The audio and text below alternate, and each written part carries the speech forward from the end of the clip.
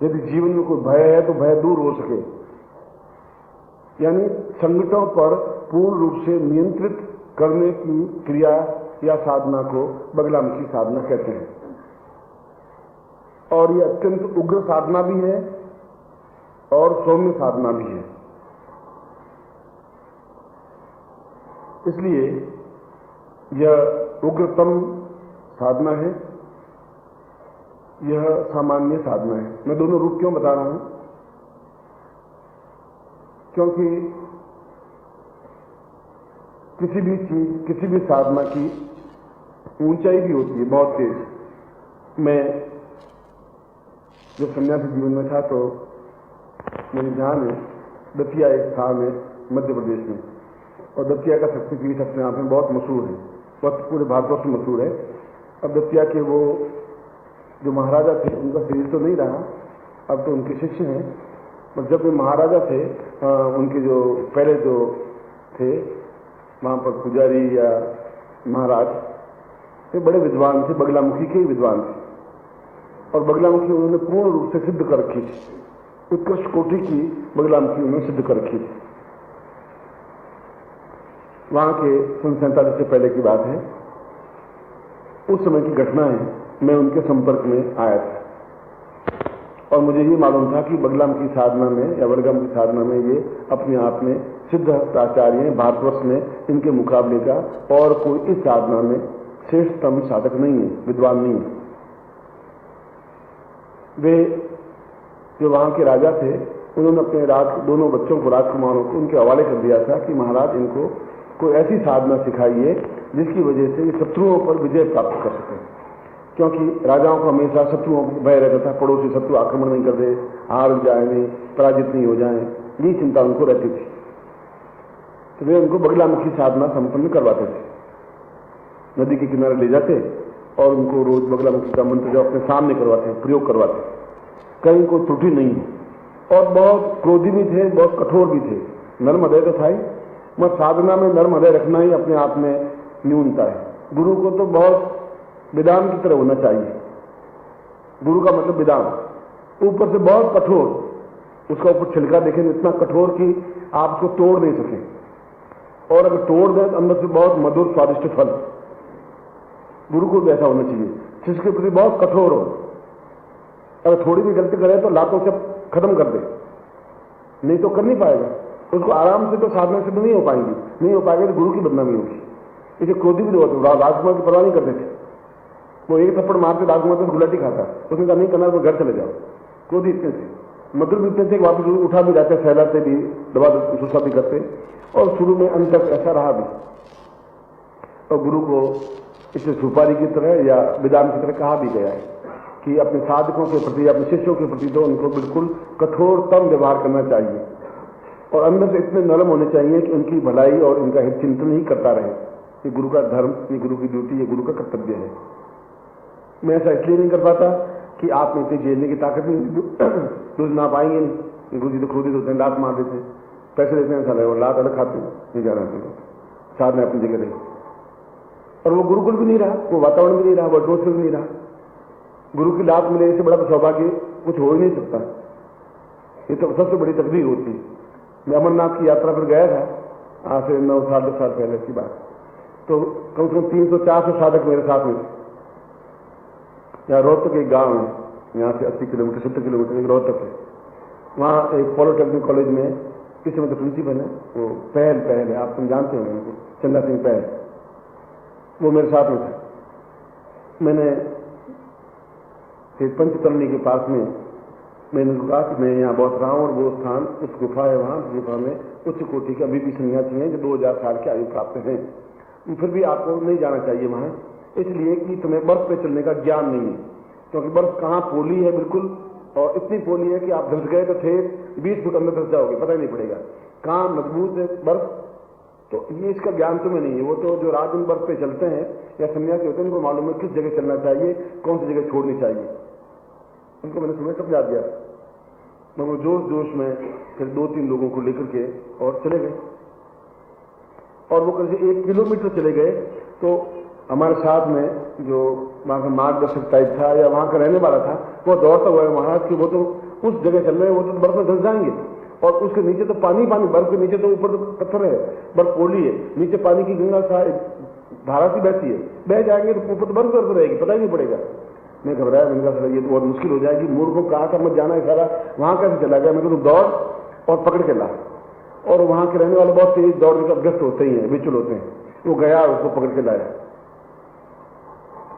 और शायद उस दिन मैंने 10 सालों में इतना क्रोध नहीं किया होगा, इतना क्रोध उस दिन मुझे आकर खा गया। 300-4 साधक खड़े, और कम से कम एक डंडा जोर से मोटा 4-6 डंडे मारे, 15-20 डंडे मारे, डंडा टूट गया, लातों से और घूंसों से मार मार के उसको अधमरा सा कर दिया। मैंने कहा तुम मर जाते, बदनामी मेरी हो जाती जिंदगी भर के लिए कि तुम मतलब गए और राजी खुशी, और तुझे मना कर दिया था कि तुम्हें बर्फ पर चलने का अभ्यास नहीं, कैसे चलते हो। लेकिन उसने मुंह से उठ नहीं कहा। वो यहाँ घर आया तो लेक्चरर था, आप एक प्रिंसिपल बन गए, दूसरे ऑर्डर मिल गया प्रिंसिपल। तो लाभ का इतनी ताकत होती है। जब भी तुम्हारा प्रमोशन चाहिए मेरे पास आ जाना, उसमें कोई लंबी छोटी बात है नहीं। अगर गुरु की लाभ मिल जाए तो, यदि वो सही गुरु हो तो, और वो प्रसन्नता के साथ झेल सके तो, दोनों बातें होनी। आए बाद में समझ उठाने, गलती करो तो समझ। यह मैंने उदाहरण दिया, जो व्यक्ति आदमी आता, तुमने सैकड़ों बात को देखा होगा। मैं तो ऐसा कोई अपनी लाभ की मान से नहीं बता रहा, लाभ लगानी जरूरी है, मगर अगर उसको तकलीफ हो जाती तो तकलीफ होती है। मगर वो लाभ भी मारता है तो मारता भी फूलों की छड़ी से मारता है कि लग नहीं जाए शिष्य को, तकलीफ नहीं हो जाए। गुरु कुमार शिष्य कुंभ है, गुरु कुमार है और शिष्य कुंभ की तरह, घड़े की तरह। घड़ा पहले छोटा सा इतना सा होता है, गड्डी गड्डी काटे खोट, उसको मारता लकड़ी से मार मार करके छोटे से पूरा घड़ा बनाता है। आपने कुमार की चाक में देखा होगा, भीतरी भीतरी सहजी के बाहर बाहर चोट, भीतर उसका हाथ रहता है, बाहर चोट करता रहता है, भीतर हाथ करता रहता है। ठीक गुरु भी शिष्य के अंदर बिल्कुल नरम हाथ रखता रहता है, बाहर चोट करता रहता है, क्योंकि वो उसको घड़ा बनाना है जिसमें पानी ठंडा रह सके और लाखों लोगों की प्यास बुझा सके, लोग इतने व्यक्ति बन सके। कबीरदास ने इसी श्लोक को कहा है।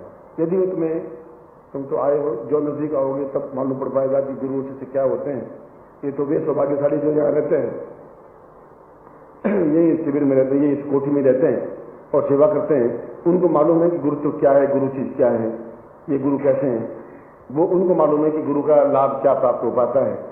आप आए 5 मिनट रुके, आधा घंटा रुके, तो उस गुरु की पूर्णता को आप अपने अंदर उतार भी नहीं पाओगे। उसको अंदर उतारना, उनका प्रेम देखना। ऐसा तो है नहीं कि आप आए, मुस्कुरा दिया, चलो हाय आए, कैसे हो, ठीक ठाक हो, तुम ठीक हो, अच्छे लगे, आप भी अच्छे लगे, बस तुम मुझे अल्लाह कह दे, मैं तुझे खुदा कह दूं, उसको चलेगा नहीं था। तो ऐसा होता है। मैंने उदाहरण दिया है गुरु शिष्य का संबंध का। तो क्रोधी बहुत और नर्म भी बहुत। मैं करीब 1.5-2 महीने वहां रहा था। मैंने उनको कहा था कि मैं बगलाम की साधना को पूर्णता के साथ सिद्ध करना चाहता हूं। तो वो मुझे सिखा रहे थे, बड़े दयालु थे और पहले देख रहे थे कि आदमी इस योग्य है भी कि नहीं। और मैं भी बड़ा ही अल्हड़ और बड़ा दृढ़ निश्चयी था। मृत्यु से घबराता था ही नहीं। मतलब मृत्यु तो एक बार आएगी, आ जाएगी, अभी आ जाएगी, 10 साल बाद आएगी, तभी आ जाएगी, उसमें कौन सी लंबी छोटी बात। इसलिए जो मृत्यु से भयभीत नहीं होता तो फिर वो घबराता ही नहीं, चैलेंज के साथ जिंदा रहता है। मैं उनको कहूँ, मैंने कहा मैं आप मुझे सिखा तो रहे हैं महाराज, आपकी आज्ञा तो शिरोधार्य है, मगर मैं तीव्रतम साधना सीखना चाहता हूं जिसके ऊंचे बगलामुखी की स्टेज नहीं है। और क्या ऐसी होती है? तो उनका संशय आत्मा भविष्य की, अगर तुम्हारे मन में संशय है तो तुम्हारा नाश हो जाएगा, तुम नहीं सीख पाओगे, सफल हो ही नहीं पाओगे। फिर भी तुम चलो। प्यार करते थे वो, और मैं भी उनकी बहुत सेवा करता था, पाँव दबाता था, उनको स्नान करवाता था, उनसे उठने से पहले उठ जाता था, लीपता था, उनके हर क्षण का ध्यान रखता था। 2-2.5 महीने 3 महीने सेवा करने का अवसर मिला, मगर मैंने अपनी पूरी क्षमता के साथ मानसिक रूप से, शारीरिक रूप से उनकी बड़ी सेवा की। बड़े एक तपस्वी पुरुष थे। वो मुझे नदी किनारे ले गए और ये मेरे सामने की घटना है। उसके बाद तुम खड़े खड़े देखते रहो। और वो एक कपड़ा ओढ़ करके, सफेद कपड़ा ओढ़ करके लेट गए वहीं पर, जैसे एक आदमी बिल्कुल शमशान की तरह लेटता, मुद्दे कर लेता, उसे लेट गए। और अंदर उन्होंने बगलामुखी मंत्र का कोई बीज मंत्र जिसको जाप किया होगा, और मुझसे 3 या 4 मिनट किया, इससे ज्यादा किया नहीं। और एकदम से मुंह से कपड़ा हटाया, सामने एक कौआ बैठा था पेड़ पर, उधर देखा, कौआ धड़ाम से नीचे गिर गया, मर गए। 1 सेकंड इनका निखिल, ये कौआ मरा है, आदमी को 1 सेकंड लगता है। इतनी आंख में तीव्रता आ जाती है, ज्वाला आ जाती है, आग आ जाती है। ये तो मैंने कबूल पर प्रयोग से फिर उसने संजीवनी क्रिया देखी उन्होंने कहा कि ये तो मनुष्य तो इससे पहले समाप्त हो जाता है। कबूल में फिर भी ताकत होती है, क्योंकि एक शरीर जीवन से मनुष्य पृथ्वी से ऊपर उठा हुआ होता है, गुरुत्वाकर्षण से बंधा हुआ नहीं है। तो मनुष्य तो अगर देख ले इतनी तीव्रता आंख में ज्वलन इस बात को पिघला देती है अगर बगलाम की साधना पूर्ण उच्चतम स्थिति की सिद्ध हो। आप खुद कल्पना कर सकते हैं कि वह वैसा व्यक्ति तो अविजयी होता है, मतलब कहीं उसको कोई पराजित कर ही नहीं सकता, मगर उसको विवेक होना चाहिए कि वो हर एक पर एकदम ऐसी आग बरसा दे तो दिल्ली खाली हो जाएगी, तो कोठियां हो जाएगी, 5-5 दिन देखेगी कोठी। उसमें विवेक भी होना चाहिए, धैर्य भी होना चाहिए, वह तो आता ही है धीरे धीरे। मैं तो उदाहरण दिया तो बगलाम की साधना अपने आप में कितनी तीव्रतम है मैंने ये बता दिया। मैं इतनी तीव्रतम साधना तुम्हें अभी नहीं करवा सकता, क्योंकि 3 स्टेज की साधना है। पहली स्टेज होने पर ही दूसरी स्टेज की जा सकती है, दूसरी स्टेज होने पर ही तीसरी स्टेज की जा सकती है। तब तक गुरु चेक कर लेता है कि इसमें धैर्य कितना है। अकारण इस पर क्रोधित हो जाना, बिना कारण में 2-4 थप्पड़े मार देना, फिर देखना चेहरे पर कि इसकी प्रतिक्रिया क्या हो रही है। क्रोध वापस आ गया तो अभी योग्य नहीं बनाइए, न मानो क्रोध बनकर किसी का नुकसान कर देगा। गुरु बहुत सतर्क और सावधान गुरु को रहना पड़ता है इस प्रकार की साधना देने पर। मगर तामसी साधना नहीं है, तो तांत्रिक साधना नहीं है, पूर्ण मानसिक साधना है, गृहस्थ के लिए साधना। अगर मैं गृहस्थ हूं, मैं साधना कर रहा हूं तो पूर्ण गृहस्थ साधना है। पुरुष भी कर सकता है, स्त्री भी कर सकती है। सतर्क और सावधान गुरु को रहना पड़ता है इस प्रकार की साधना देने पर।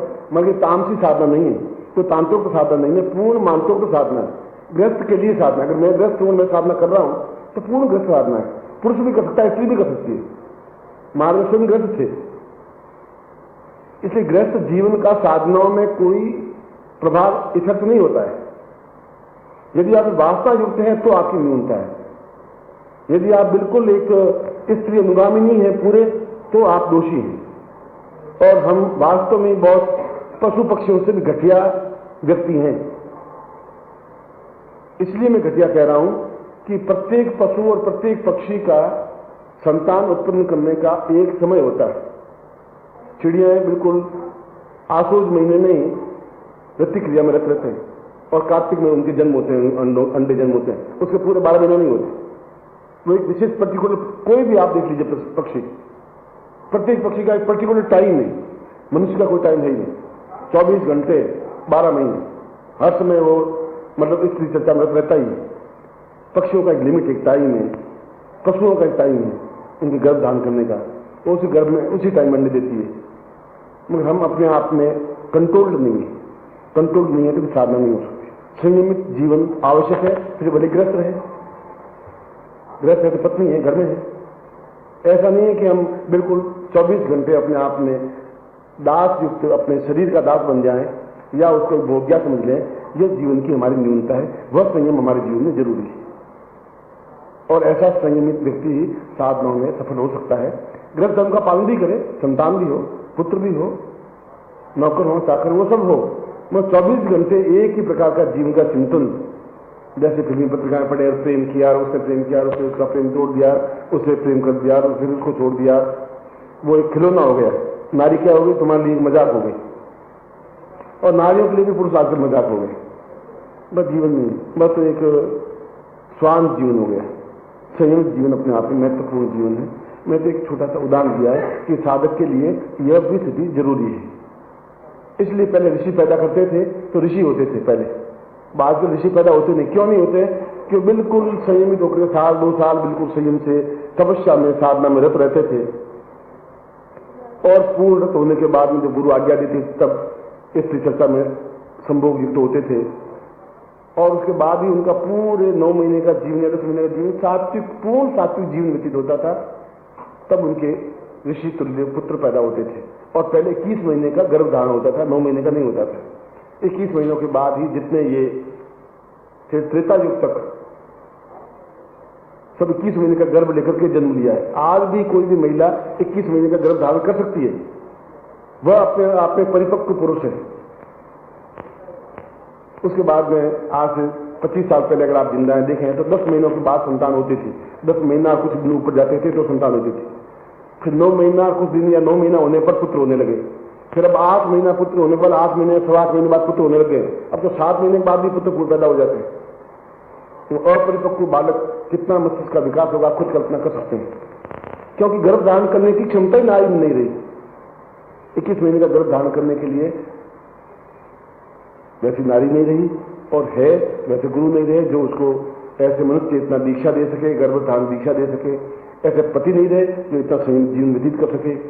ये कई चीजें मिल चुकी हैं, मगर 21 महीने का गर्भ धारण करने पर अपने आप में विद्वान पैदा होता ही है। और ऐसा शास्त्र मंडल नहीं, मेरे खुद का प्रैक्टिकल उदाहरण है। और यदि आप कहें तो हरिद्वार में एक ब्राह्मण पति पत्नी है, उनको मैंने इसी प्रकार की आज से 9-10 साल पहले प्रयोग करवाया था, एक एक्सपेरिमेंट किया था। वो जीवित है हरिद्वार में अभी भी, दोनों सात्विक निरंकारी, सब कुछ छोड़ छाड़ करके, और फिर उन्होंने गर्भ धारण किया जैसा मैंने उनको क्रिया बताई उस ढंग से, और 21 महीने बाद उनके पुत्र पैदा हुआ। और पुत्र 4 साल का जब था पूरे गीता पर प्रवचन कर लेता था। जब 5 साल का था तो जितने भी तपस्वी वहां जाते थे हरिद्वार ऋषिकेश में, उन साथ के संग 1 घंटे पर प्रवचन करता था वशिष्ठोपनिषद पर या ब्रह्मोपनिषद पर। तो आश्चर्यचकित हो जाते थे कि ये बालक इतने बड़ा प्रवचन कैसे करता है, बालक जिंदा है। आप हरिद्वार में जाकर देख सकते हैं ऋषिकेश में। आज के युग की बात कर रहा हूं, ये आज के युग में भी संभव है, मगर ऐसा शिष्य हो, ऐसा गुरु हो, क्योंकि फिर वो दिल्ली में रहेंगे तो या तो फिल्मी गाने बजेंगे तो उसका प्रभाव उसके गर्भ पे पड़ेगा ही पड़ेगा, घर में सांस लड़ेगी तो उसका प्रभाव पड़ेगा ही पड़ेगा, चित्र को ऐसा वैसा टीवी देखेगी तो प्रभाव पड़ेगा ही पड़ेगा। तो सात्विक बालक उत्पन्न नहीं हो सकते। सात्विक का मतलब सीधे साधे नहीं, सात्विक में विद्वान, तेजस्वी, सूर्य के समान दीप्यमान। 25 बालक पैदा करके या 15 बालक पैदा करके या 10 पुत्र तुम्हारे हो, उससे क्या, उससे अपेक्षा तो एक बालक बुद्धिमान हो वो ज्यादा अच्छा है। 10 मूर्ख बालक पैदा हो तो काम के नहीं है। वे लड़के तुम्हारे सामने खड़े होकर तुम की गालियां देंगे, तुम्हारा अपमान करेंगे, उसकी भीड़ बढ़ाने की जरूरत नहीं है। एक ही पुत्र पैदा हो जीवन में बढ़े, पूरे जीवन में सिंह के एक ही पुत्र पैदा होता है। शेर में दूसरी बार गर्भवती होती नहीं, एक बार गर्भवती होती है, एक बाल को जन्म देती है, मगर वो पूरे वन के राजा को जन्म देती है। उसके दहाड़ से हाथी थर कांपने लगता है, ऐसे पुत्र को जन्म देती है। पर पूरे जीवन में एक गर्भदान करती है, सिर्फ एक ही पुत्र को पैदा करती है। आखिर कोई कोई नियम होगा, कोई कोई कारण होगा। और हम हर साल भर बाद एक संतान होती जा रही है, इसका नाम मदन लाल, इस्लाम कृष्ण लाल। एक मेरे पास आया थी, मेरे 7 पुत्र हो गए। तो मैंने कहा कि तुम कम से कम 12 तक तो पहुंचे, इतनी उतार, इतनी अभी तो है ही क्या, तुम्हारी उम्र भी क्या, 30-35 साल की उम्र है कि माँ को नामकरण कीजिए। लेकिन तुम ऐसा करो, एक नाम जनवरी रख दो, फरवरी, मार्च, अप्रैल, मई, जून, क्योंकि दिसंबर तक तुम्हें तकलीफ नहीं रहेगी भाई। नाम बार बार तो मेरे पास आओगे, मैं कहां से नाम ढूंढ के लाऊंगा तुम्हें बार बार। जून फरवरी को बुला के लाना, तुम ऐसा कर दो। वो शर्मिंदा होकर चला गया। फिर सुना कि 3-4 बालक और अभी तक हो गए हैं। भगवान उसकी कृपा करे और 15 तक पहुंच जाए, मैं ऐसे उसको आशीर्वाद देता हूँ। परिवार नियोजन बाद चिल्लाते रहे, गवर्नमेंट ऑफ इंडिया अल्लाह करती रहे, हम अपनी जगह पर हैं। लालू प्रसाद हमारे बिहार के मुख्यमंत्री, 13 बालक हैं और जिंदा हैं और मुख्यमंत्री हैं, और भगवान करेगा और 3-4 हो ही जाएंगे, कोई तकलीफ है ही नहीं उनको। आपके भी हो, मैं आपको भी आशीर्वाद देता हूँ। क्यों मजा पुत्रवान भव, ये आशीर्वाद देता हूँ। जब भी मां मिलोगे पुत्रवान भव। तुमने कभी कहा नहीं गुरु जी अब ये तो छोड़िए, पुत्रवान भव आशीर्वाद तो छोड़िए, दूसरा आशीर्वाद दीजिए। अब पुत्रवान भवती भवती जो आपने कहा है हो जाएगा, वो समस्या पैदा हो रही। आपने कभी मना किया नहीं, आज तक किसी से ने सोचा नहीं गुरु जी बोल रहे हैं, रोक दे गुरु जी को, गुरु जी बहुत हो गया, अब ये मत करिए। मैं बगलाम के प्रयोग के बारे में कह रहा था, ये अपने आप में सात्विक है, इसलिए इसमें घबराने की जरूरत नहीं। ये तांत्रिक तो नहीं है। तुम तंत्र से घबरा, तंत्र का मतलब है कोई मीट खाने वाला, मांस खाने वाला, शराब पीने वाला, लुच्चा, लफंगा, बदमाश, दूर, मक्कार, ये अपने आप को तांत्रिक कहते हैं। ऐसा तो न मैं करता हूं, न करने देता हूं, न मैं हूं। मैं तो शुद्ध सात्विक ब्राह्मण हूं और शुद्ध सात्विक दीक्षा देता हूं, शुद्ध सात्विक प्रयोग करवाता हूं पूर्ण शुद्धता के साथ, कि दूसरों के लिए कल्याणकारी हो और हम अपनी रक्षा भी कर सकें। क्योंकि वक्त पर हमें तकलीफें हैं, परेशानियां हैं, बाधाएं, अड़चने हैं, कठिनाइयां हैं, भय है। उन भय से मुक्ति के लिए इससे बड़ी कोई साधना नहीं है। और मैं प्रथम स्तर की साधना आपको दे रहा हूं, प्रयोग दे रहा हूं। अगर आप में क्षमता होगी, फिर कभी आप में रुचि पैदा होगी तो दूसरे स्तर की दीक्षा दे दूंगा, फिर आपकी कभी सब होती है, दीक्षा दे दूंगा, आपको प्रयोग दे दूंगा, ऐसा हो सकता है। मगर मैं आपके सामने, मगर ये भी अपने आप में जो दे रहा हूं, ये भी अपना तेजस खोलेंगे, बहुत तेजस्वी है। जो मैंने कल प्रवचन में कहा, उतना ही ताकतवान, क्षमतावान। कोई व्यक्ति, कोई ऑफिसर, कोई व्यक्ति उसकी आंखों से आंखें मिलाकर बात नहीं कर सकता, उसकी आंखें दबेगी, आपकी आंख नहीं दबेगी, आपकी बात को टाला नहीं जा सकता, आपको जिसमें भय नहीं आ सकता, अकाल मृत्यु नहीं हो सकती, मृत्यु आपको जबरदस्त छीन के नहीं ले जा सकती। इतनी इस मंत्र में, इस शक्ति में, आपके शरीर में ताकत, क्षमता है इस प्रयोग के द्वारा। वास्तव में मेरी राय में तो जीवन की ये श्रेष्ठतम इस दृष्टि से, रक्षा की दृष्टि से, और रक्षा जरूरी है। जीवन ही नहीं है तो फिर बेकार है, बीमार है तब बेकार है, असक्त हैं तो बेकार है, अपाहिज हैं तो बेकार है, किसी गुलाम है तो बेकार है। कोई कहे नहीं छुट्टी नहीं मिल सकती जाओ, और आप एकदम से वापस बाहर निकल जाते हैं तो ऐसा लगता है जैसे मर गए हम, ये सारा अफसर है कि सारा रावण है। आप सीधा मंत्र बोलिए, 5 से बड़ा मंत्र उच्चारण कर फिर ऑफिस में जाइए, उनका मैं जा रहा हूं छुट्टियों, गुरुजी से मिलने जा रहा हूं क्योंकि वहां मतलब शिविर है, आप ये एप्लीकेशन छुट्टी करें नहीं करें देख लीजिए, तो 1 सेकंड में यस, उससे ये तो सारा क्लर्क है कि ये क्या चीज हो गया, अब ट्राई करके देख लीजिए, ऐसा होगा। क्योंकि ऐसा एक्सपेरिमेंट करवाया मैंने किसी, मैं ऐसा नहीं आंख फाड़ के देख आरामी का बच्चा साला करता है नहीं करता, मैं भी बगला में सिद्ध किया हुआ हूं, ऐसा मत कर देना। वो इतना उग्र नहीं, वो 3री स्टेज में सिखाएंगे, अभी तो पहली स्टेज। ऐसा कहते क्रोध तो आता ही है, क्योंकि ये अपने आप में सारी वृत्तियों को अपने आप में तेजस्वी बना देती है, तेजस्वी बना देती है तो अपने आप में निर्भीक बनता है, तो निश्चय भी बनता है, दृढ़ निश्चय भी बनता है, ऐसा करूंगा तो करूंगा ही, निश्चय भी इससे आता है। फिर वो घुटने नहीं टेकता, रिरियाता नहीं है, रोता नहीं है, फिर परेशान नहीं होता है, उसमें एक क्षमता, एक पौरुष, एक चेतनता आती है शरीर में, क्योंकि बगलामुखी शरीर में सिद्ध होती है। प्रयोग कराने से पहले मैं समझा देता हूं कि ये क्या करना चाहिए, इसको ये समझा देता हूं, फिर प्रयोग करवा दूंगा। ये यंत्र है आपके सामने, माला है, मैं मंत्र दूंगा, इसमें आप मंत्र जाप करें तो इसको पीतांबरी साधना भी कहा गया है। और पीतांबरी साधना का मतलब है कि इसमें केवल पीली चीजों का प्रयोग ही होता है। पीले वस्त्रों में धोती हो पीली हो, ऊपर ओढ़ का हो तो पीला हो, रुई का दीपक लगाना हो तो रुई को पहले पीले रंग से रंग करके सुखा दीजिए, फिर उसकी बत्ती बनाइए। घी हो तो उसमें थोड़ी हल्दी डाल दीजिए और पीले रंग का बना, घी को पीले रंग का बना दीजिए। पुष्प हो तो पीले रंग के जो भी पुष्प गेंदे के जिसमें पीले रंग के पुष्प वो उसमें चढ़ते हैं, दूर से गुलाब के दूर से पुष्प इस देवी को नहीं चढ़ सकते। जो कोई दान करें उसमें तो पीले रंग रंग करके दान करें, यानी प्रत्येक वस्तु पीले रंग की ही होती है। और साधना करने के लिए जो साधना करें, मैं तो तुम्हें रोज एक प्रयोग दूंगा, 1 माला जपना है, 2-4 माला जपना है, ऐसा करूंगा। मैं अनुष्ठान जो करते हैं कि मुझे 21 दिन में इसको सिद्ध करना है, तो फिर वो उस स्थान, उस कमरे को पीले रंग से रंग देते हैं, रंग देना चाहिए, फर्श पर पीला रंग का कपड़ा बिछा देना चाहिए, और उसके बाद ही छत पर भी पीला रंग हो जाता है। और उसके बाद इस अनुष्ठान को, अनुष्ठान का मतलब है कि 21 दिन में 1.25 लाख मंत्र जाप करके सिद्ध करूंगा, उसको अनुष्ठान कहते हैं। मैं आपको अनुष्ठान नहीं करवा रहा हूं, मैं कह रहा हूं रोज मंत्र जाप करें, उसके लिए फिर ये समस्या आपको नहीं रहेगी। अनुष्ठान करने फिर वैसा करना पड़ेगा। और दीवाने खराब हो जाए पीले रंग से तो आप पीला कागज लगा दें चारों तरफ, फिर कागज तो उखड़ जाएगा, या पीला कपड़ा बांध दें। मेरा कहने का तात्पर्य है कि ये पीत वस्त्रा और पीतांबरा साधना है। चाहे नारी पुरुष पत्नी स्त्री हो तो वो पीली साड़ी पहने, पुरुष हो तो पीले वस्त्र धारण करें, और जो भी पुष्प हो, पानी भी हो तो आप उसमें केसर घोल करके उसको पीला सा बना करके फिर उसको स्नान करवाइए। यानी प्रत्येक वस्तु या तो हल्दी में या केसर में पीलापन होता है, उसको मिला करके ऐसा किया जा सकता है, चाहे कोई भी चीज हो। इसलिए इसको पीतांबरा कहा गया है। और पीत वस्त्र अपने आप में इस शक्ति के लिए अपने आप में श्रेष्ठतम क्रिया है। क्या प्रयोग है, क्या प्रभाव है, ये मैं बाद में समझाऊंगा, मगर कैसे करना है। और मंत्र जब आप करें तो पीले वस्त्र जरूर धारण, आसन आपका पीला होना चाहिए, पीले वस्त्र धारण धोती को रंग दे, और वह धोती अलग समय कर दें, वो पहने, पीला दुपट्टा ही आपका, पीला दुपट्टा पहन लें, और फिर आप मंत्र जाप करें।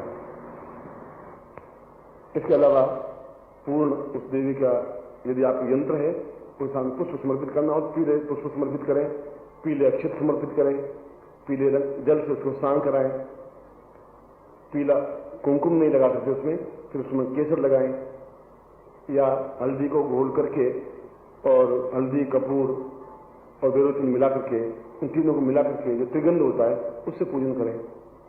यह तो इसका विधान। यदि ऐसा नहीं भी कर सकें तभी कोई पाप नहीं लगेगा, तो भी कोई न्यूनता नहीं आएगी, मगर वैसा करें तो ज्यादा उचित है, ज्यादा सफलता का निकट है। ये कहने का मेरा तात्पर्य। यदि कुमकुम लगा दें तो कोई अपवित्र नहीं हो गया वो यंत्र। तो शास्त्र में विधान है कि इसको पीताम्बरा कहने का मतलब है कि पीली वस्तुओं का प्रयोग ही होना चाहिए। आज तो मैं आपको समझा रहा हूं, क्या पीली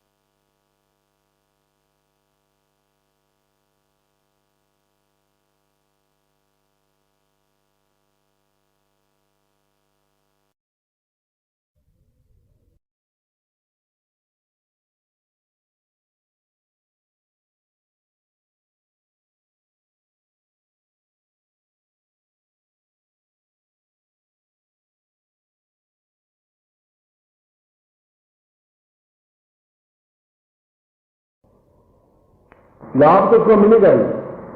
इसलिए मंत्र जाप आपका बिना मन से भी करेंगे तब भी उसका फर्क तो पड़ेगा ही। वो 100% पड़ेगा, ये 30% पड़ेगा, फिर 35% होगा, फिर 40% होगा। धीरे धीरे अपने आप इसमें जुड़ते रहेंगे। इसमें थोड़ा लंबा टाइम लग सकता है, अंतर उसमें जल्दी हो सकता है। बाकी आपका जो जीवन है, जैसे आप मतलब सिगरेट साधना करते हैं तो करेंगे आप उसको, तो मैं आपको थोड़ी रोक सकता हूं। बीड़ी साधना करने वाले थोड़ी हम बीड़ी छोड़ दें, तो मना करूंगा तो बाहर जाकर बीड़ी पी के आ जाएंगे। बीड़ी पीजिए, मतलब सुबह से पूजा करने से पहले आप बीड़ी सिगरेट मत पीजिए। तो कई लोगों को बिना सिगरेट पिए लक्षण लगेंगे नहीं, बैठे रहेंगे 2 घंटे अंदर बैठे बैठे, अंदर पूजा करते रहेंगे, लगे नहीं। अब वो भी सिगरेट पीना मना कर दिया, असल ये और नहीं अडक। ऐसे आपके 60% लोग ऐसे भी हैं कि गुरु जी फिर लैट्रिन नहीं लगेगी तो हम क्या करें। अब इसको तो मैं क्या कर सकता हूँ, मैं भी तेरे पास आ नहीं सकता। ये बैठ बैठा ऐसा कोई मंत्र भी नहीं है कि बिना सिगरेट भी एकदम से लैट्रिन लग जाए, ऐसा भी कोई मंत्र मेरे पास तो कोई साधना है नहीं भैया। अब वो बेचारे दुखी है, मगर वो तो आपके जीवन है, वो तो आप जाने, आपका काम जाने। मैंने तो आपको क्रिया समझाइए, नहीं हो तो कोई बात नहीं, पी लेना, मैं उसके बाद वापिस स्नान कर लेना। और स्नान करने के बाद में मुंह को 25 बार कुल्ले करके साफ करके फिर बैठ जाए। मैं और आपको कर भी क्या सकता हूं, मैं तो आपको समझा सकता हूं कि हमारा एक पवित्र जीवन अपने आप में बहुत उदात्त और चरित्रवान जीवन होता है। उस जीवन जीने का आनंद है, वो साधना तब पूर्ण सफलता मिलती है। इसीलिए पहले गुरु शिष्यों को अपने घर में बुला कर रखते थे, गुरुकुल में। न गलत काम करते थे, न गण देते थे, न बाहर जाते थे। 24 घंटे गुरु की नजर रहती थी क्या हो रहा है, वहां अविवेकी हो नहीं सकते थे और उनको साधना में सफलता मिल जाती थी। यहां आप आते हैं आधे घंटे के लिए मेरे पास, 23.5 घंटे अपनी जगह घूमते रहते। डिफरेंस ये है, मगर वो भी जरूरी है, आपका जीवन वो भी जरूरी है। फिर भी इसका इफेक्ट होता ही है। आप चाहे उसको 10 दिन बाद इफेक्ट देख लें, 20 दिन बाद देख लें। निडर, निर्भय, निश्चिंत, मृत्यु से परे, अकाल मृत्यु से परे, पूर्ण सम्मोह शक्ति और प्रवाह युक्त जीवन और श्रेष्ठ युक्त जीवन। जीवन में निर्भय और किसी प्रकार का डर नहीं हो, न राज्य भय हो, न शत्रुओं का भय हो, न पड़ोसियों का भय हो, न जीवन में किसी का भय हो। और भयहीन जीवन ही जीवन कहलाता है। ये और बने वैराग्य मेवा भयम, वैराग्य ऐसी चीज जिसमें भय होता ही नहीं।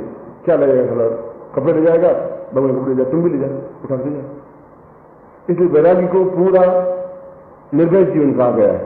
और आप भी वैराग्य से रहे जाए, निश्चिंता के जाए। अगर बगलामुखी आप मंत्र जाप करते हैं तो कहीं कोई तकलीफ नहीं हो सकती, कोई आपके सामने आंख मिला नहीं सकता। अपने आप उसका बुद्धि भ्रष्ट हो जाएगी, ये दूसरे रास्ते पर चला जाएगा, तुम्हारा ऐसे नहीं कर सकता। ये मेरा एक्सपेरिमेंट है, प्रयोग किया हुआ है, 1000 बार किया हुआ है, 1000 शिष्यों को करवाया हुआ है। इस तरह से पुण्य कम करना है। अब मैं आपको प्रयोग प्रारंभ करवा देता हूं। सबसे पहले गणपति स्मरण करें।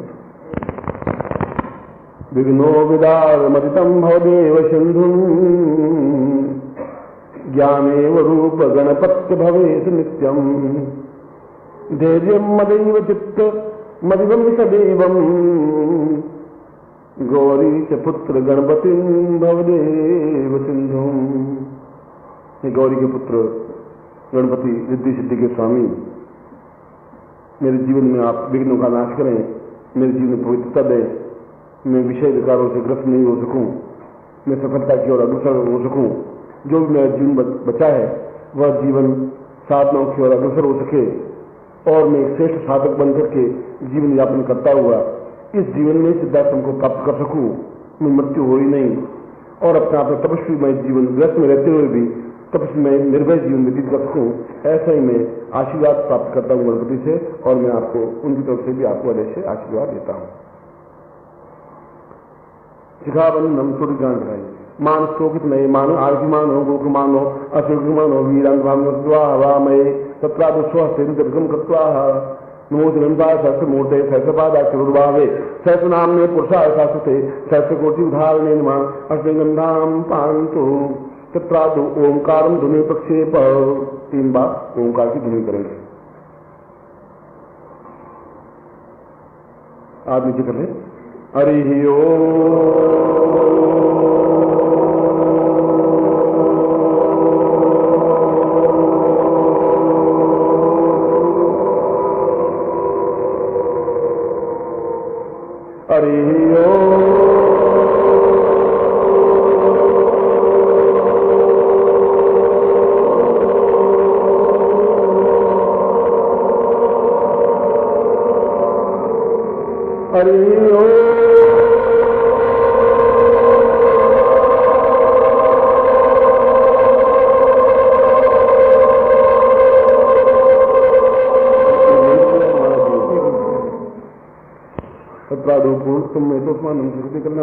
बगलाम किशदय पूर्णत्व प्राप्ता निमित्तम सा गुरुमुखेण पूर्णत्व वेतम गुरु प्राप्त गुरु प्रार्थना करें। गुरु ब्रह्मान गुरु विष्णु गुरुदेवो महेश्वर गुरु साक्षात परब्रह्म तस्मै श्री गुरु चनकमलेभ्यो नमः। ध्यान मूलम गुरु मूर्तिर्पूजा मूलम गुरुपदम मंत्र मूलम गुरु वाक्यम मोक्ष मूलम गुरु कृपा मूकं करोति वाचालम पंगूलं यते गिरिं यत्कृपादमुंदे परमानंद माधवम गुरु चरणेभ्यो समर्पयामि नमः। ये तो पवित्र खोल दे, आस पास जगह पवित्र होता ध्यान से पकड़ के खोल दीजिए।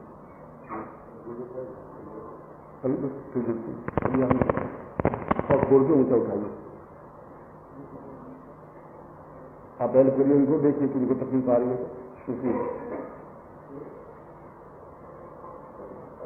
मुक्ता देवता उदाहरण नहीं होगा। यज्ञोपवितम परमम पवित्रम प्रजापति दिया सहजम पुरुषार्थ आयुष मुग्रम प्रतिमंज शुभ्रम यज्ञोपवितम ब्रह्म सुतेजताम तीनों प्रणयामी। मेरी बात सुन लीजिए। पहले दुपट्टा बिल्कुल हटा दीजिए, फिर इसको धारण करिए, फिर पुराना उतार दीजिए, फिर दुपट्टा वापस ओढ़िए तो सुविधा रहेगी। आप कर लीजिए। दुपट्टे में फिर अटक जाता है, फिर बार बार परेशान, फिर हटा दीजिए दुपट्टा बिल्कुल पहन लीजिए, पुराना उतार दीजिए, फिर दुपट्टा ओढ़ दीजिए।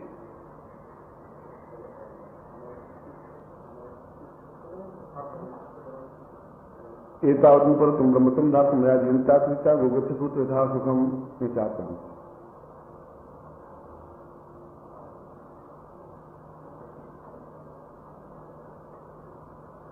ये उदाहरण तेसा बगला मुख्यम प्रारभ्य तेसा पुनः तो स्वाम अनुसार किसी कल्याण तम बगला मुख्यम इंतजार समृद्धे।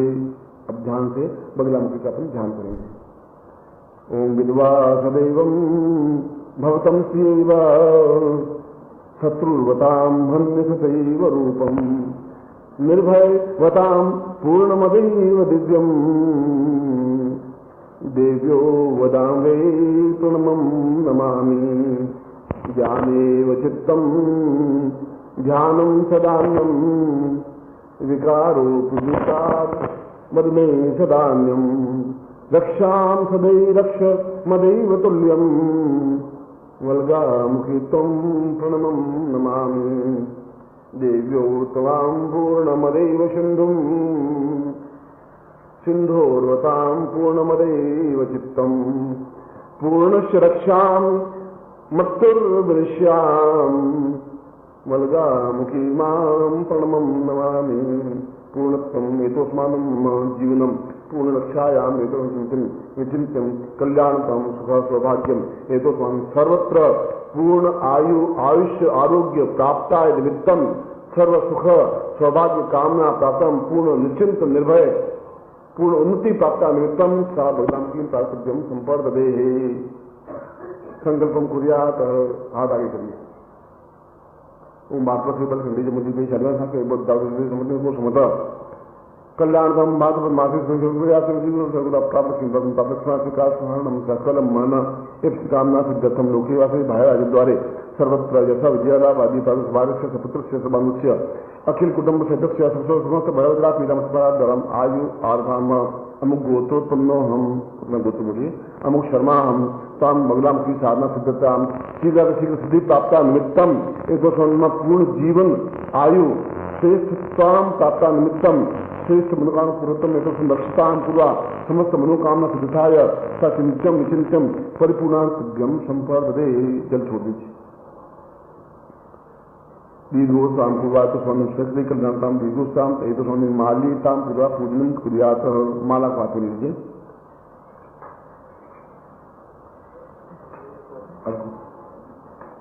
और दोनों हाथों में लीजिए। पहले बाएं हाथ में लीजिए, दाहिने हाथ को बंद कर दीजिए। संपुटित कभी खोल के पूजन करना पड़ता, कभी बंद संपुटित बगलामुखी संपुटित की जाती है।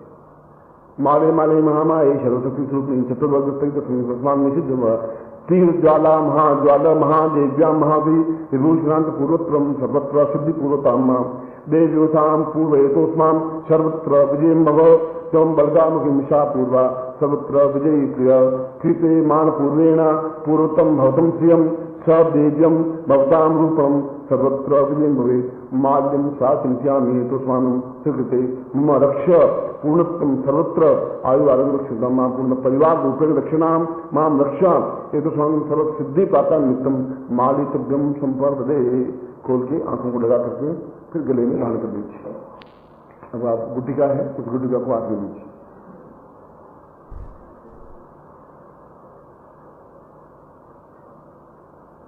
सर्वत्र सिद्धि रूप सिद्धि पूर्णात्मान नमो जनता सहस्य मूर्ति सिद्धाम इदमो जो पूर्ण श्याम सर्वत्र एकदस्मान गुटिकायाम पूर्ण विजय लाभम सा प्रता पूर्वाय स्वामी सिंहलाभम दीर्घोत्स्मान स्वामी पूर्वासिनी एकदोस्मान सचिंता नित्यो सा नित्य परिपूर्णत्व साम पूर्णत्व कुंभ रूपेण पूर्णमदा पूर्णमिदम पूर्णात् पूर्णमुचिते पूर्णस्य पूर्णमादाय पूर्णमेवावशिष्टे पूर्णत्व प्राप्ता निमित्तम स्वगुटिका पूजन कक्षे साधन मलगामुखी सिद्धये सा सिद्धि कल्याणतम सा सभ्यम विदमित्रम वो जो पूर्ण अमुक गोत्रोत्पन्नो हम फिर गोत्र बोलिए अमुक शर्मा हम नाम बोलिए ताम चैतन्य स्वरूपम म समस्त विकार रहितम सा दोष दुख निवारणार्थम सर्वकृत निवारणार्थम विकारग्रस्त जीवनम सा परित्याज्यम सा शुद्ध बुद्ध चैतन्य स्वरूप आत्म प्राप्ता निमित्तम गुरु चरणार बिंदे सा पूर्ण समर्पण रूपेण ताम गुटिकाया मम आज्ञाम एकदम सपुरम तेजस्विताम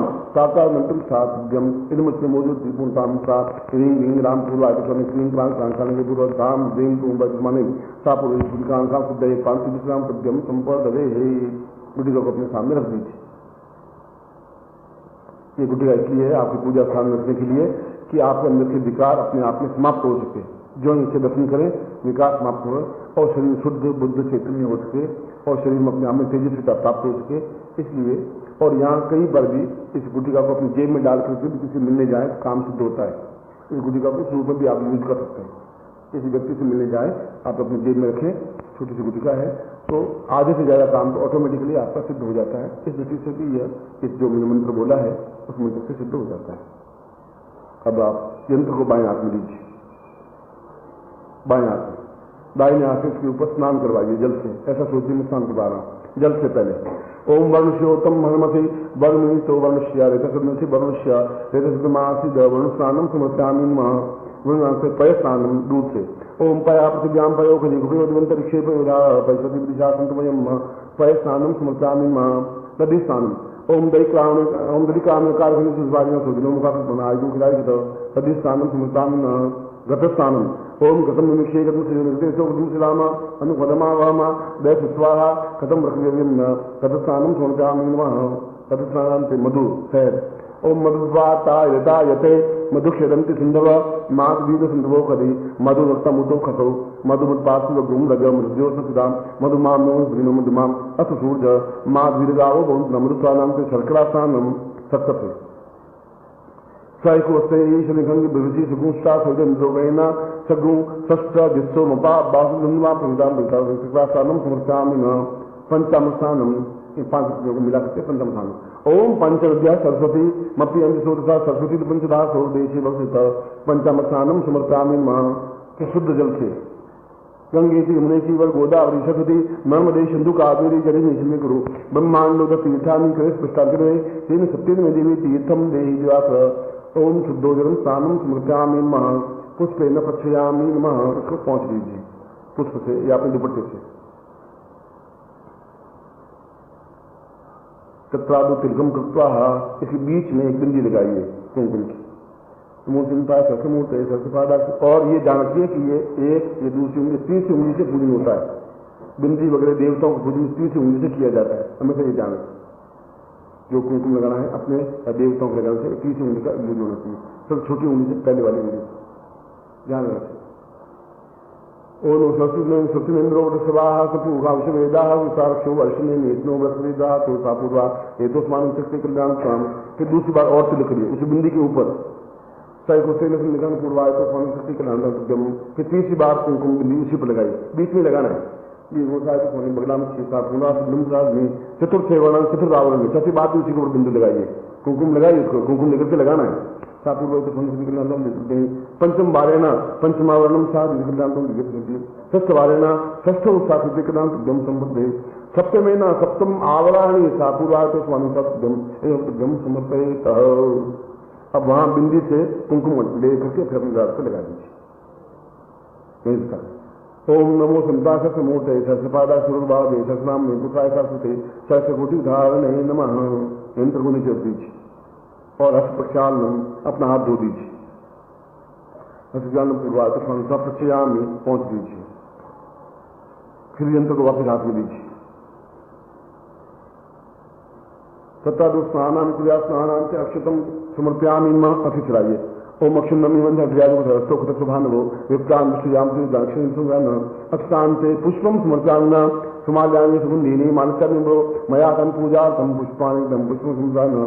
पुष्पांते धूपम समर्पयामि धूपांते दीपम समर्पयामि दीपांते नैवेद्यम समर्पयामि नैवेद्यांते पुंगीफलम समर्पयामि पुंगीफलांते दक्षिणां समर्पयामि दक्षिणांते अभिगुलालम समर्पयामि अगिलांते सुगंध माल्यम समर्पयामि सुगंध माल्यान्ते सा क्रीड पुष्पार्थे पूर्वातुष्मानं शक्ति कल्याणतां दक्षिणांते पूरा हेतुष्मानं प्रदक्षिणां कुर्यात् यानि कानि च पापानि ज्ञाता ज्ञातकृतानि च तानि प्रेक्षणां परिवदे पापोहम पाप कर्माहम पापात्मा पाप संभव त्राहिमां पुंडरीकाक्ष शरपाप विनिर्मुक्त तां पूर्वातुष्मानं शक्ति कल्याणतां नाम पूर्वा बगलामुखी पूर्ण पूजनम च महं करिष्ये। अब यंत्र को अपने हाथ में लेकर नीचे रख करके खड़े हो जाइए।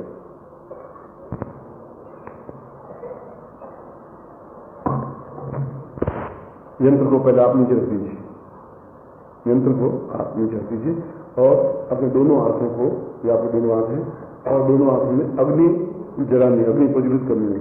अग्नि से पूरे स्नान करनी है। मतलब अग्नि से स्नान करना मतलब अग्नि स्नान करने का मतलब है पूर्ण पवित्र होना।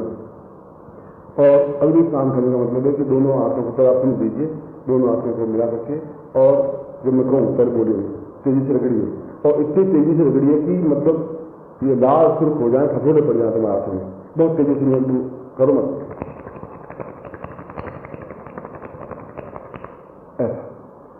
और जितनी स्पीड हो सके उतनी तेजी से कि अंदर ये सब एकदम से गर्म मछली हो जाए।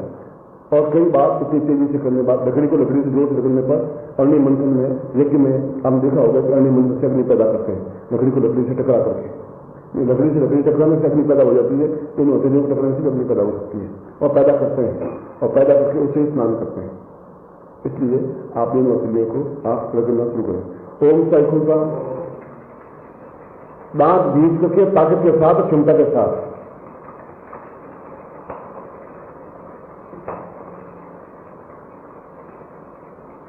ये आपका 1/4 है और 3/4 जोड़ना है इसमें स्पीड में, और जोड़ो थोड़ा।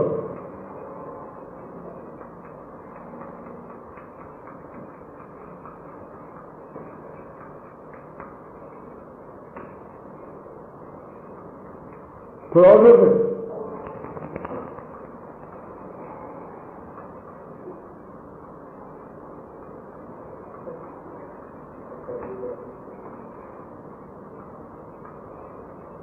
खुद देख लीजिए आपकी क्या। चलिए चलिए तेज चलिए, अभी तो हुआ नहीं, आग दिखाई लपट दिखाई दी नहीं, तो तेजी पकड़िए और वो क्रोध में मुद्रा में गुस्से में आकर के आप अकेले को रगड़ना है, कुछ मजाक आंखें में नहीं, वो तेजी के साथ क्षमता के साथ। तत्रादुपूर्ण अवशिष्ट तत्रादुपूर्ण सिरम अग्नि स्थापयामिना तत्रादुपूर्ण स्थापयामिना तत्रादुकर्णो स्थापयामिना तत्ग्रीवायाम स्थानं भोजामिना तत्रादुवक्षस्थले अग्निस्थानं भोजामिना तत्रादुमूर्ध्वे ताउद्रे अग्निस्थाने तत्र बाहुभ्याम अग्निस्थानं भोजामिना तत्रादुपृष्ठतो अग्निस्थानं भोजामिना तत्रादु संपूर्ण शरीरेभ्यो अग्निस्थानं च कुर्यात्। बाएं हाथ में जल लीजिए, लेफ्ट हैंड में, और दाहिने हाथ से शरीर को पवित्र करिए। ओम अपवित्र पवित्र होगा सर्वावस्थान शिंसवाह्याभ्यम सरस्वती शीतलीकरणम कुर्यात्।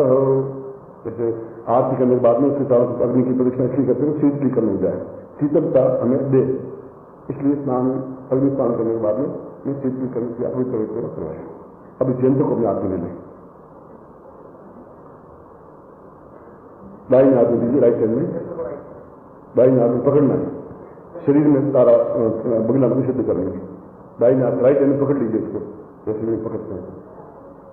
तत्रादु सिनेताम हेतुस्मानम शिरात्मा पूर्वादर्शनता विलाम किम सिद्धेता पूर्वादर्शमानम पूर्ण रक्ष्य ताम शिरक्षमताम शिर दोष शिर रोग निवारणार्थम देते ललाट रोग निवारणार्थ साधन स्थापयामिना नेत्र रोगो विसर्जन्ति सा बलाम क्षेता नेत्र रोगों का कर्ण रोगो विसर्जन्ति सा कर्णों का स्थापयामिना।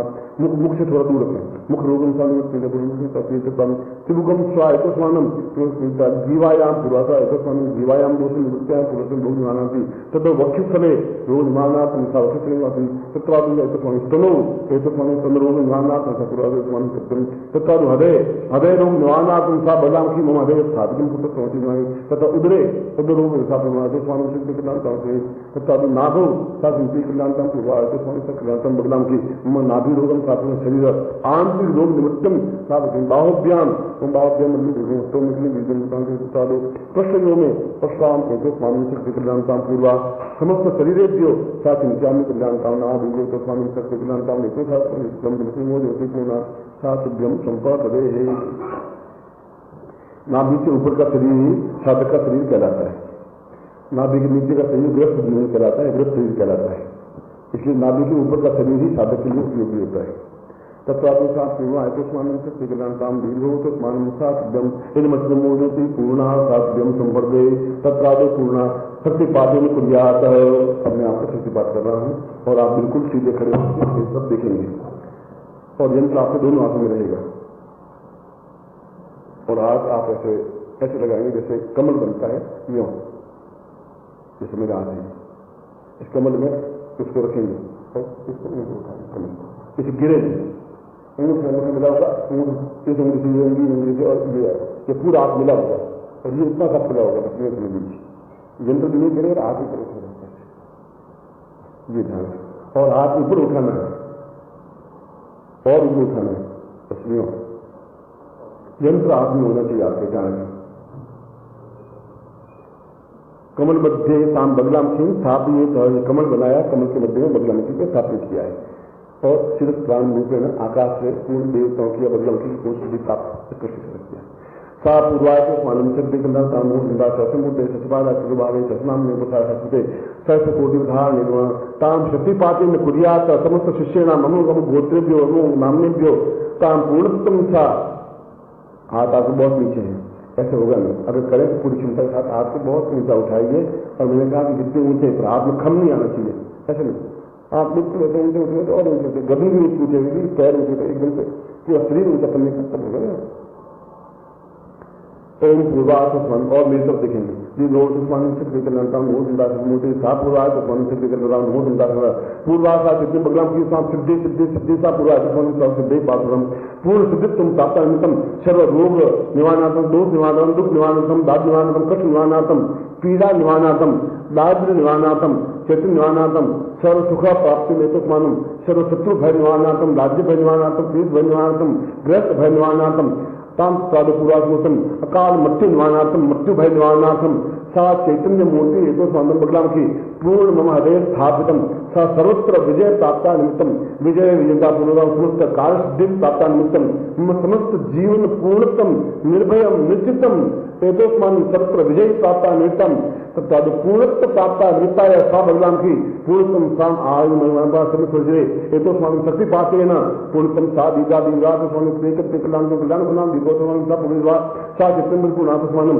सा नित्य सा दीगोत्सवान सत्य काम दी दोषा चित्तम गुणा अतोस्मानं सा पूर्व एतस्मानं सत्य तमो विदा समुते स्पादासरि पूर्वैषित वोदेतां वायुदेवो वदतां ताकरिशेषमाय क्रम आप्या इंद्राय भागम प्रजातिनाथ महिमाति स्मगतु सद्रुवासन गोप्तो सिया तबवीर यजमानस्य पशुनिपाहितां पूर्वा अंकम चंदन पम मर्दया जागरे तोटा दीप्तम पाम सिंगुम पापिपूर्ण एकांग सिंगुम केतता शांति शोषक देवांश दिंगुस में एं का रूपाय रिंग का रूपाय के क्लीन कार्य काम रूप में बीज रूप में होते चामदासन घाती च यं का बताने बच्चे का दान दिन धूम दूसरे प्रतिमान भी वो बात दिख रही क्रांत रूम कार्य देवी स्वांग सिंह से गुरु हुंकार रूप में जन जम्बनामी राम दीपो भैरी भद्रे भगवान निधिनो न ताम बगलाम से हुंकार रूपेण ताम जात रूपेण ता श्री रूपेण ता श्याम रूप अनुपा दुखमत विजय प्राप्त विजय रूपेण संवदि मम समस्त शरीरे अग्नि ज्वालां प्रज्वलन्ति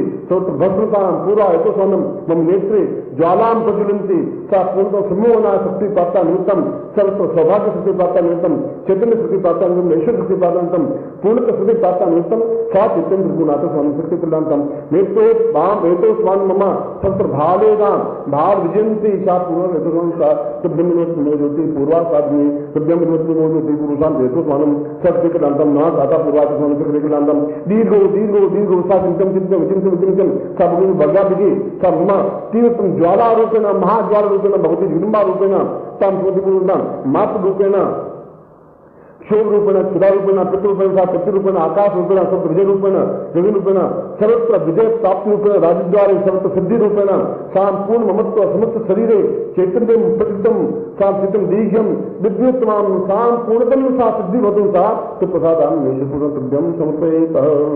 हाथ नीचे रखे और आंखों से लगा सकते हैं और हाथ जोड़ दीजिए यंत्र आपके हाथ में रहेगा तो हाथ जोड़ दीजिए हाथ जोड़ दीजिए दोनों हाथों के बीच में यंत्र रहेगा जैसे ये यंत्र यहाँ है दोनों आगे पूर्वो सदा मे भवतां प्रियंतम मनुष्य स्वरूपम सर्वत्र सिद्धिं निर्भयो भवां पूर्णमदेव तुल्यं वल्गामुखी त्वां परमं नमामि दीर्घायुष्यं दीर्घौ सदैवं रोगं न शोकं न दुःखं वदन्ति सर्वत्र सौभाग्यवदन्त पूर्वे वल्गामुखी त्वां परमं नमामि सर्वत्र विजये भवदेहनेत्रं नेत्रोज्ज्वला प्रज्वलितपूर्वसिन्धुम् एतो स्वरां वर्ग सदैव सोक्षम वल्गामुखी त्वां परमं नमामि सर्वत्र रूपे यौवनं सदैव ज्ञानं सदैव पूर्णं सदैव सोक्षं सदैव राज्यं सदैव वल्गामुखी त्वां परमं नमामि सर्वत्र सोक्षं वल्गामुखी त्वं मम नेत्ररूपं मम देहरूपं मम प्राणरूपं चैतन्यरूपं वल्गामुखी त्वं परमं नमामि ततं वल्गामुखी श्याम समस्तशरीरे धारयामि पूर्ण सिद्धि प्राप्तान्वितं तत्रादि गुरुं प्रार्थयेतः। त्वमेव माता च पिता त्वमेव बन्धुश्च सखा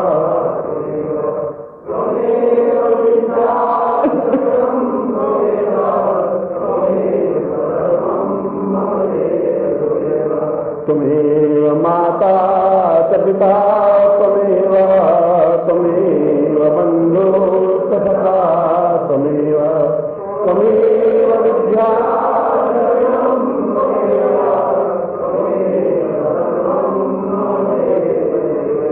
त्वमेव माता च पिता त्वमेव त्वमेव बंधो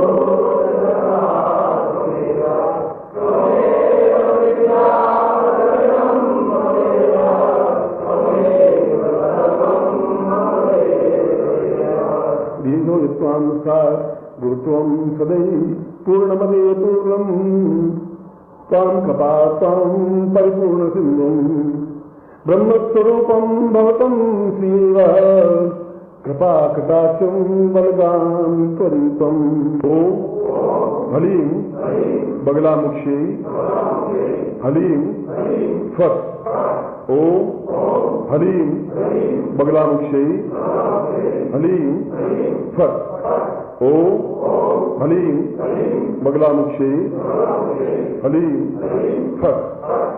ये पन्ना को मिलेगा। मैं एक बार फिर आपके आज के सौभाग्य पर मैं बिल्कुल निश्चल भाव से कह रहा हूं। कई वर्षों की साधना और सेवा करने के बाद ही गुरु इस प्रकार की साधना देते हैं।